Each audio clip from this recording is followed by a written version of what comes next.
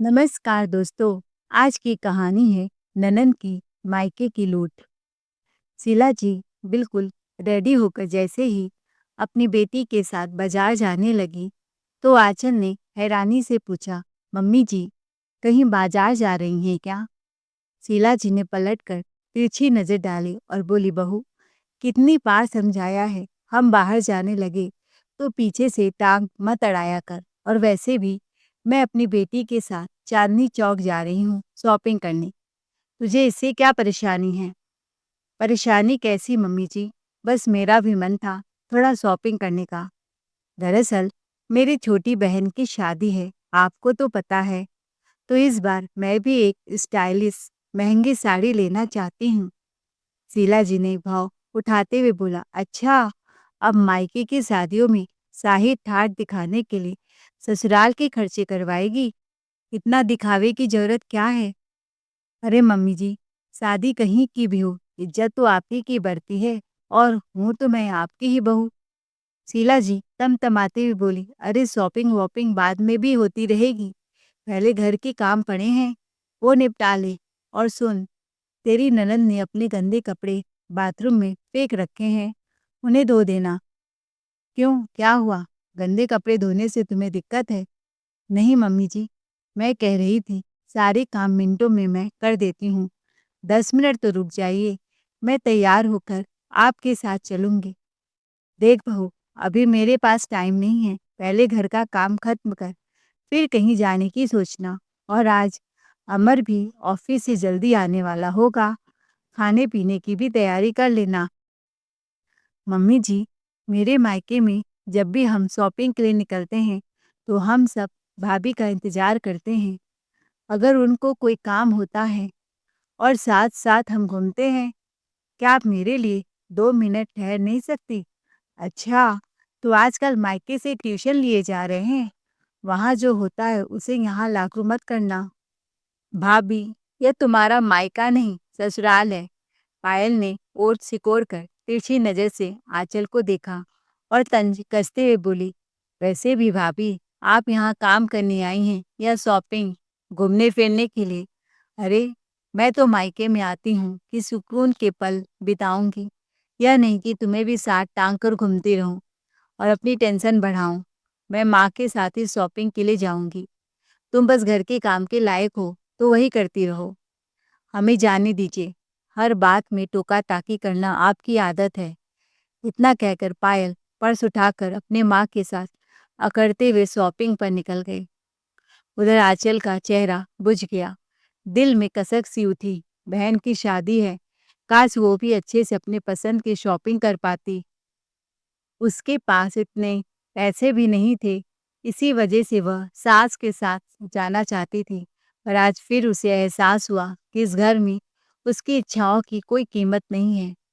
सास जाते जाते ठहर कर बोली, बहू सुनो, सारे काम अच्छे से निपटा लेना और हाँ, फ्रिज में 4 दिन की मलाई जमा है, उसका घी निकाल लेना। ये नहीं कि हमारे जाते ही टीवी के सामने बैठकर मूवी में समय बर्बाद कर दो। हम शॉपिंग पर जा रहे हैं, तुम घर का ध्यान रखना। अमर की आज ऑफिस से जल्दी छुट्टी हो गई थी, दोपहर 2 बजे ही घर आ गया था। आंचल उसे खाना परोसते हुए बोली, सुनिए जी, 2 हफ्ते बाद मेरी बहन की शादी है। मैं सोच रही थी आज आप जल्दी आ गए हैं तो मैं भी एक अच्छी सी साड़ी ले लूं। काफ़ी समय हो गया है ढंग की शॉपिंग किए हुए, न मेरे पास ठीक ठाक कपड़े बचे हैं, न गहने, न ही कोई पहनने लायक सैंडल। ऐसी हालत में अगर मैं शादी में जाऊंगी तो लोग तो मेरा ही मजाक उड़ाएंगे। अमर ने बिना उसकी ओर देखे थाली से एक कौर उठाते हुए कहा, ठीक है, पहले चैन से खाना खा लेने दो, अभी मैं जरा बाहर जा रहा हूँ, फिर सोचता हूँ। करीब 1 घंटे बाद पायल ने फोन मिलाया। आंचल को फोन उठाने में देर हो गई तो पायल फोन पर चिल्ला पड़ी, क्या करती हो भाभी घर में बैठे बैठे? जी दीदी, मैं किचन में घी निकाल रही थी। अच्छा सुनो, मेरे पास तुम्हारी बकवास सुनने का समय नहीं है, भैया को फोन दो। जी देती हूँ, पायल ने मीठी आवाज में कहा। हेलो भैया, सुनो, मैंने एक बहुत ही शानदार लेटेस्ट डिजाइन का लहंगा पसंद किया है, 1 लाख का है, लेकिन रुपए थोड़ा कम पड़ गए हैं। मैं दुकानदार का स्कैनर भेज रही हूँ, जल्दी से पेमेंट कर दो, वरना लहंगा हाथ से निकल जाएगा। मेरे पास 20,000 है, 80,000 कम पड़ रहे हैं। प्लीज़ पैसे भेज दो, वरना यह लहंगा बिक जाएगा। 80,000 दीदी? यह सुनकर अमर हक्का-बक्का रह गया।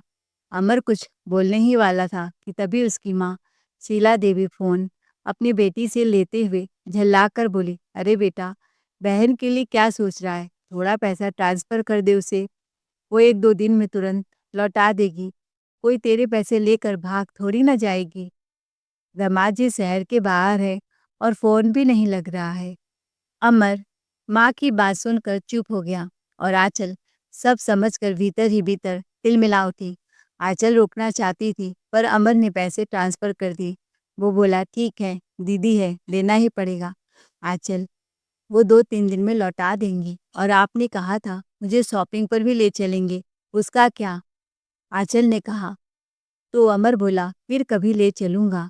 तो आंचल का चेहरा मुरझा सा गया। करीब 3 घंटे बाद जब शीला जी शॉपिंग करके लौटी, तो आंचल ने पूछा, मम्मी जी पैसे ले आई क्या? शीला जी चिड़चिड़ा गई, अरे पैसे क्या लेकर भाग रही है मेरी बेटी? हाय रे, आजकल की बहुएं।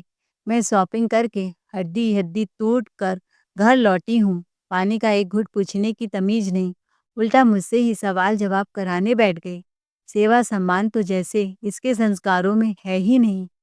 बहू, थक गई हूँ, जा पहले पानी का लोटा ला, फिर गरम गरम रोटी सेक। पायल शॉपिंग के बाद अपने ससुराल चली गई थी। आंचल गरम गरम रोटी बनाते हुए बोली, मम्मी जी, यह पहली बार नहीं है कि दीदी ने पैसे लिए हूँ। पिछली बार सैंडल के लिए 4,000 लिए थे, और फिर इम्पोर्टेड पर्स के लिए 10,000। न जाने कितनी बार कभी इस बहाने से, कभी शॉपिंग के नाम पर पैसे निकलवाए हैं। शीला जी तमतमा कर बोली, भाई है, थोड़े पैसे दे दिए तो कौन सा आसमान टूट पड़ा?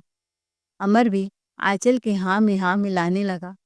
तो इस महारानी ने तेरे कान भरने शुरू कर दिए। यह जब जुबान खोलती है तो जहर ही उगलती है। अमर, यही वजह है कि तू अपनी माँ से हिसाब किताब करने लगा है। मेरे बेटी को तो अपने वश में कर लिया, और तुझे भी जुबान आ गई। अमर एक पल के लिए रुक गया, और आंचल की आंखें भर आई, क्योंकि सवाल पैसे का नहीं, उसकी ज़रूरतों का भी था। हर बार उसे अपनी इच्छाओं और ख्वाहिशों का गला घोटना पड़ता था। आंचल ने गहरी सांस लेते हुए कहा, अमर, तुम हर बार यही कहते हो कि शॉपिंग बाद में कर लेंगे। जब भी मैं कुछ मांगती हूँ, संयोग से उसी वक्त पैसे खत्म हो जाते हैं। लेकिन दीदी को जब भी कुछ चाहिए होता है, वो बिना झिझक मायके चली आती हैं। माँ का हाथ पकड़कर सीधा बाजार निकल जाती हैं, और किसी न किसी बहाने से तुमसे पैसे निकलवा ही लेती हैं। कभी लहंगा, कभी सैंडल, कभी कोई नया फैशन। उसकी आवाज़ धीमी थी, पर दर्द साफ झलक रहा था। शीला देवी ने गुस्से में खाने की थाली सरकाते हुए अमर को समझाते हुए कहा, देख बेटा, अगले महीने उसकी सालगिरह है। अगर वो थोड़ा महंगा लहंगा ले लिया तो इसमें बुरा क्या है? तू उसका बड़ा इकलौता भाई है, दे दिया तो क्या हो गया? गुस्से में कहते हुए वह अपने कमरे में चली गई। 2 दिन बीत गए, पर पायल ने पैसे नहीं लौटाए। नहीं, उसका ऐसा कुछ इरादा था। फिर तीसरे दिन आंचल का पारा हाई हो गया। उसने तुरंत अपनी ननंद पायल को फोन मिलाया। दीदी, आपने लहंगे के लिए जो पैसे उधार लिए थे, अभी तक लौटाए क्यों नहीं? कब तक इंतजार करवाएंगी? मुझे भी महंगी साड़ी लेनी है। शादी में कुछ ही दिन बचे हैं। यह सुनकर पायल तो जैसे आग बबूला ही हो गई। ओहो, तुमसे 4 पैसे क्या उधार लिए, उसका भी मुद्दा बना डाला, और आज मुझसे हिसाब मांग रही हो? तुम्हारी इतनी हिम्मत भाभी। मैं तुम्हारी तरह नहीं हूँ जो पैसे दबाकर बैठ जाऊं। सब लौटाऊंगी। पाई पाई कान मत खाओ। पर पायल इतने पर रुकी नहीं। उसने अपनी माँ शीला देवी को फोन लगाकर कान ऐसे भरे कि शीला देवी का पूरा चेहरा गुस्से से लाल हो गया। रुक बेटी, मैं उसकी अभी खबर लेती हूँ। शीला देवी कमरे से बाहर आई और बरस पड़ी, बहू, तू किस खानदान की पैदाइश है? अपनी ननद से हिसाब-किताब माँग रही है। क्या वो तेरे पैसे निगल जाएगी या तेरे पैसों का बंडल लेकर भाग जाएगी? अरे वह गैर नहीं, जो उससे पैसे माँग रही है। घर की बेटी है, मैंने कहा ना दे देगी, लेकिन तूने तो उसकी इज़्ज़त भी नहीं छोड़ी। जो अब उसके ससुराल में फ़ोन घुमा दिए, उसके सास-ससुर क्या सोचेंगे? कैसी भाभी है? वह अमर की ओर मुड़ी। देख बेटा, ये तेरी बीबी है ना? इसके मायके में ज़रूर ऐसे ही झगड़े होते होंगे। बोलने की ज़रा भी तहज़ीब नहीं। बहू है या वकील, घर चलाना है, कोर्ट रूम नहीं खोलना। आँचल चुपचाप रसोई में खड़ी आँसू पोंछती रही और अमर बाहर बैठा सब सुनता रहा। दिल फट रहा था पर माँ से कुछ कह नहीं पा रहा था, क्योंकि माँ तो हर वक्त वही पुराना ताना उछाल देती थी। बीबी आ गई है, अब मेरा बेटा बदल गया, जैसे बहू नहीं आई हो, कोई जादूगरनी आकर उनके बेटे पर टोना टोटका कर गई हो। आखिरकार वह धीमे कदमों से माँ के पास आया। माँ, बस इतनी सी बात पर आप इतना भड़क क्यों गई? आंचल ने सिर्फ पूछा था कि दीदी पैसे कब लौटाएंगी, इसमें गलत क्या है? शीला देवी ने ये झटके में चाय का कप फेंकते हुए कहा, गलत?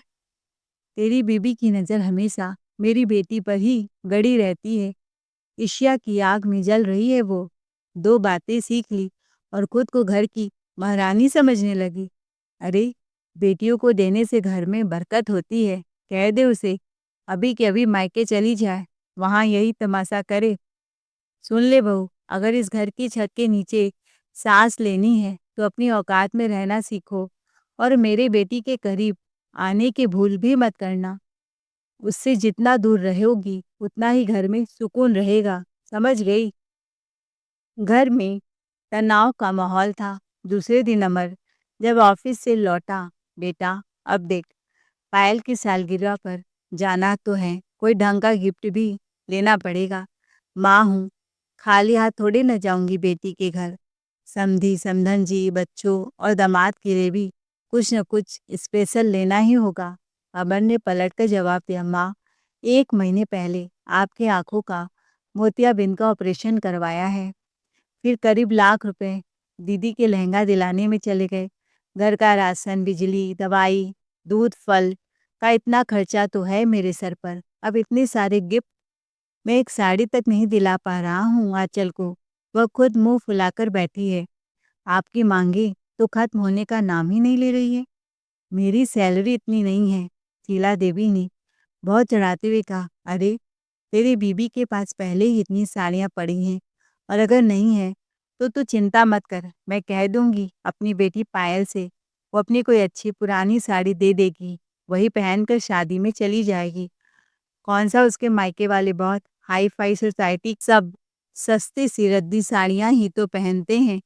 उधर आंचल किचन में पराठा सेकते हुए सब सुन रही थी और हर शब्द उसके मन पर चोट कर रहा था। आंचल गुस्से में चूल्हा छोड़कर सब्जी की करछी जोर से पटकती हुई आंगन में आ गई। उसकी आंखों में आहत गुस्सा था। वह फट कर बोली, माँ जी, मैं किसी की उतरी हुई साड़ी नहीं पहनूंगी। अगर आप दिलाना चाहती हैं तो ठीक है, नहीं तो मैं शादी में बिल्कुल नहीं जाऊंगी। शीला जी ने अकड़ कर गर्दन तिरछी करते हुए कहा, हाँ हाँ, कोई फर्क नहीं पड़ता मुझे। मायके जाना चाहती है तो जा, नहीं तो मत जा, तेरी मर्जी। तेरे मायके में तेरी बहन की शादी है, तेरा भाई तुझे कुछ नहीं देगा क्या? जा अपने घर जाकर मांग लेना महंगी साड़ी। मेरे बेटे पर क्यों बोझ डाल रही है? उन्होंने और भी घमंड से कहा, मुझे अपनी बेटी को सालगिरह के लिए महंगी गिफ्ट देना है तो मतलब देना है। उसके ऊपर और जिम्मेदारियां मत डाल और सुन, अगर नहीं देगी तो मैं तेरे गहने ही दे दूंगी। अब जा, मेरा दिमाग मत खा, काम कर रसोई में। बड़ी आई अकड़ दिखाने वाली, दीदी की उतरन साड़ी नहीं पहनूंगी। अरे, उसकी एक साड़ी की कीमत सुनेगी तो हैरान रह जाएगी। तेरी 10 साड़ियों के बराबर एक साड़ी की कीमत होती है उसकी।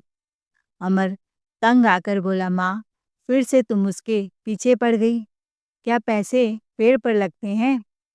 पहले वो सारे पैसे दीदी से तो वापस आए जो मैं दे चुका हूँ, तभी मैं गिफ्ट वगैरह खरीद पाऊंगा। मेरी सैलरी इतनी नहीं है कि हर महीने इन खर्चों का पहाड़ उठाता रहूं। अगले महीने अपने बेटे की स्कूल की फीस भी भरनी है। आंचल ने कहा, मैंने तो पहले ही कहा था कि दीदी पैसे समय पर नहीं लौटाएंगी। देख लीजिए, 1 हफ्ता हो गया, ना पैसे आए, न उनका कोई फोन और न उनकी कोई खबर। ऊपर से नई डिमांड पहले ही आ गई। शीला जी फिर भड़क उठी, तू चुप कर। क्या तेरे बाप के घर से पैसा लाकर मैं अपनी बेटी को दे रही हूँ? उसकी भी अपनी ज़रूरतें हैं। तू बेवजह बात का बतंगड़ मत बना। सालगिरह मना रही है, इतना भव्य आयोजन कर रही है, तो खर्चे तो होंगे ही। हाथ तंग होगा उसका, इसीलिए देरी हो रही है, वरना पैसे सीधे तुम्हारे मुंह पर फेंक देती। मैं अपनी बेटी को अच्छे से जानती हूँ, कंजूस नहीं है मेरी बेटी, ना ही दूसरों के पैसों पर नजर रहती है उसकी। शीला जी ताना मार कर अपने कमरे में चली गई और अंदर से दरवाजा बंद कर अपनी बेटी से बातें करने लगी। इधर आंचल ने कहा, देखो तो अमर, अपनी ही बहन से अपने ही पैसे मांगने में कितना वक्त लग रहा है। पार्टी के लिए पैसे तो हैं, दिखावे के लिए, मगर भाई के पैसे लौटाने की बात आते ही हर बार बहाना बन जाता है दीदी का। जबकि उन्हें मालूम है कि तुम्हारी आमदनी कम है, हाथ तंग है, फिर भी उसने दिल पर पत्थर रख लिया है। खैर, आंचल को बिना नई साड़ी खरीदे ही अपने घर की शादी में जाना पड़ा। पुराने कपड़े पहनकर मन भारी लिए मायके चली गई। थोड़े बहुत जो पैसे थे अपनी बहन के लिए शादी में तोहफा लेकर गई। उसकी भाभी और बहनें नई नई साड़ियाँ पहने हुए थी, जिसे देखकर आंचल का दिल भारी हो गया। पर वह क्या कर सकती थी जब हालात उसके पक्ष में नहीं थे। जब वापस लौटी तो उसकी ननद पायल मायके आई हुई थी। वह तीखे लहजे में बोली, क्या हुआ भाभी, नए साड़ी के सपने सब अधूरे रह गए? कुछ तो मिला नहीं आपके मायके से? पुराने कपड़ों में ही शादी अटेंड कर ली? कहते हुए वह खीखी करके हंसने लगी। वैसे मैं तो अपने सालगिरह के लिए तुम सबको इनवाइट करने आई थी। यह सब सुनकर आंचल का मन भीतर ही भीतर आग की तरह जल उठा। अब तो उसे उंगली टेढ़ी करनी ही पड़ेगी, तभी शायद उनके उधार के पैसे मांगने की आदत सुधरे, वरना ये लोग हमेशा हमारे लिए मुसीबत बने रहेंगे। आंचल मन ही मन सोच रही थी, अब मैं माँ जी और बेटी को ऐसा सबक सिखाऊंगी, इन दोनों को उनकी नानी याद दिला दूंगी। रात के सन्नाटे में जब अमर कमरे में सो रहा था, आंचल ने धीरे से कहा, देखो, मैं जो कह रही हूँ वैसा ही करना। दीदी को इस बार गिफ्ट में वही देना है जो मैं बोल रही हूँ, समझे? दोनों ने साथ मिलकर कुछ योजनाएं बनाई और अगले दिन सालगिरह समारोह के लिए वे दोनों तैयार होकर समय पर पहुंच गए। शीला देवी ने बेटे से पूछा, बेटा, बड़ा गिफ्ट लाया है ना? अमर ने मुस्कुराते हुए जवाब दिया, हाँ माँ, बहुत बड़ा गिफ्ट लिया हूँ, चिंता मत करो, तुम्हारे ना थोड़े न कटवाऊंगा। अमर ने हंसते हुए कहा। पर शीला जी को कुछ गड़बड़ी लग रही थी, पर क्या होने वाला था उन्हें तो नहीं पता था। सालगिरह की पार्टी शुरू हुई। पायल अपने पति के साथ महंगे भरे लहंगे पहनकर बड़े घमंड से इठलाती हुई चली आ रही थी। अपने भाभी आंचल को चुपते हुए ताने देते हुए बोली, तुम भाभी एक साड़ी के लिए कितना तरसती रह गई, और मैंने तो एक झटके में वही लहंगा ले लिया जिसे देख सबकी नजरें ठहर गई है। मेहमानों ने जोश से डांस किया, केक काटा गया, फिर गिफ्ट देने की बारी आई। जब शीला जी की बारी आई तो अमर ने एक बड़ा सा लिफाफा पकड़ा दिया। भैया, यह क्या है? कोई चेक है क्या इसके अंदर? वाह, मेरी लॉटरी खुल गई है। हाँ हाँ, बाद में ध्यान से देख लेना पायल। जब सारे मेहमान खा पीकर चले गए, केवल आंचल के भैया भाभी और ससुराल के लोग रुके हुए थे, तो पायल ने सोचा, चलो गिफ्ट देख लेती हूँ, देखूं तो सही आखिर भैया ने कितने का चेक दिया है। पायल ने जब गिफ्ट खोला तो दंग रह गई। यह रही तुम्हारी पूरी उधार की लिस्ट। सैंडल के लिए 5,000, लहंगे के लिए 80,000 और पिछली बार के पर्स के लिए 10,000, और भी बहुत से खर्च हैं जो मैंने लिखे नहीं। सब कुछ साफ साफ लिस्ट में लिखा था। पायल ने कहा, यह कैसा गिफ्ट है भाभी? आंचल मुस्कुराती हुई बोली, दीदी, कैसा लगा ये आपका स्पेशल गिफ्ट? इसमें से आप 10,000 सालगिरह के गिफ्ट के लिए काट लो। बाकी जो पैसे भैया ने पहले दिए हैं, उनकी भी धीरे-धीरे वसूली कर लूँगी। शीला देवी का चेहरा उतर गया। गुस्से में वह आग की तरह भड़क उठी। अरे अमर, तू क्या सोचता है अपनी बहन को इस तरह हिसाब-किताब दिखाकर? ये सब तेरे पैसे नहीं हैं। मेरे घर में रहकर तुम मुझसे ऐसे बातें करेगा? देख, मैं भी कम नहीं। तू समझ ले कि तेरी ये चालाकी के खेल मुझे हिला नहीं पाएंगे। आंचल ने मजबूती से कहा, मम्मी जी, अब वो दौर नहीं रहा जब आपकी मनमानी चले। आज हर कोई समझदार है और हर बात में हिसाब किताब मांगेगा। हम अपनी इज्जत और हक के लिए खड़े हैं, डरने वाले नहीं। बहुत धमका लिया आपने। शीला देवी तैस में बोली, ये कैसा बेहुदा हिसाब किताब ले आए हो तुम लोग? उसका गिफ्ट कहाँ है? अमर ने कड़वे स्वर में जवाब दिया, माँ, हर बार लाखों रुपए देना मेरी औकात की बात नहीं। दीदी ने अब तक 1 रुपया तक वापस नहीं किया, तो मैंने सोचा क्यों न इस बार उसी रकम में से काट छाट कर हिसाब बराबर कर दूं। गलत क्या है इसमें? आखिर अब तो सिर्फ कुल 50,000 ही दीदी को अपनी जेब से देना पड़ेगा। माँ, आपको बेटी मोह की पट्टी ने आपको इतना अंधा कर दिया कि बहू घर में हर छोटी-छोटी ज़रूरत के लिए भी तरसती रही और आपको उसकी तरफ दिखाई भी न दी। क्या इसी को कहते हैं एक सास का फर्ज? इतना सुनकर शीला देवी के चेहरे की सख्ती एक पल में ढह गई। अब उनके पास बोलने को कुछ बचा ही नहीं था। फिर आंचल बोली, और दीदी, वैसे भी 1 हफ्ते बाद रक्षाबंधन का त्योहार है। बाकी जो रुपए बचे हैं वो भी मैं उसी में से काट लूँगी। कोई नेक या तोहफ़ा आपको रक्षाबंधन में नहीं मिलेगा। आपने तो एडवांस में पहले ही तोहफ़ा खरीद लिया है। ऐसे चलता रहा तो 2-4 बार रक्षाबंधन और भाई दूज मिलाकर लगभग 2 सालों का तोहफ़ा पूरा हो जाएगा और आपका सारा कर्ज भी उतर जाएगा और आपको पैसे लौटाने की ज़रूरत भी नहीं पड़ेगी। आपका काम हमने आसान कर दिया। अब आपको पैसे लौटाने की कोई चिंता नहीं करनी पड़ेगी। हमने आपका बोझ हल्का कर दिया है। ना आपको बार-बार बहाने बनाने पड़ेंगे, ना हमें हर दूसरे दिन फ़ोन करके पैसे माँगने की शर्मिंदगी उठानी पड़ेगी। बस अब हिसाब बराबर। जब पायल की सास को पता चला कि पायल अपने ही मायके से उधार लेकर अपने बड़े-बड़े शौक पूरा करती थी, तो उसकी सास तमतमाई हुई बोली, आंचल बहू, तुमने बिल्कुल ठीक किया। बेटी हो तो अपने मायके की हालत समझनी चाहिए, न कि उधार लेकर अपनी शौक परस्ती पूरी करनी चाहिए। जितनी चादर हो उतने ही पैर फैलाने चाहिए। हम भी अपनी बेटियों को 2-2 लाख के लहंगे नहीं दिलाते। शीला जी, अपने ही अब बेटी को सिर पर इतना चढ़ा रखा है आपने कि उसे समझ ही नहीं रहा कि घर की इज्जत कैसे चलती है। अपनी ही भैया भाभी की आर्थिक हालत नहीं समझ पाई यह लड़की। पायल की सास ने तीर सा कटार छोड़ते हुए कहा, घर वाले किस तंगी से गुजर रहे हैं इसकी उसे रत्ती भर खबर नहीं। बस भाई को निचोड़कर अपने दिखावे के शौक पूरे करती रहती है और यह कहाँ का रिवाज है कि भाई भाभी के पैसों से ऐश करे। ननंद और भाभी एक-एक चीज के लिए तरसती रहे। मैंने कितनी बार मना किया था कि सालगिरह पर फिजूल खर्च मत करो, पर नहीं, मैडम तो बस दुनिया को दिखाने में लगी रहती हैं। जिंदगी दिखावे से नहीं, समझदारी से चलती है। ये बात इसे कभी समझ ही नहीं आई। फिर उन्होंने आंचल की तरफ देखते हुए कहा, लेकिन बहू, आज तुमने जो कदम उठाया है वह बिल्कुल सही किया है।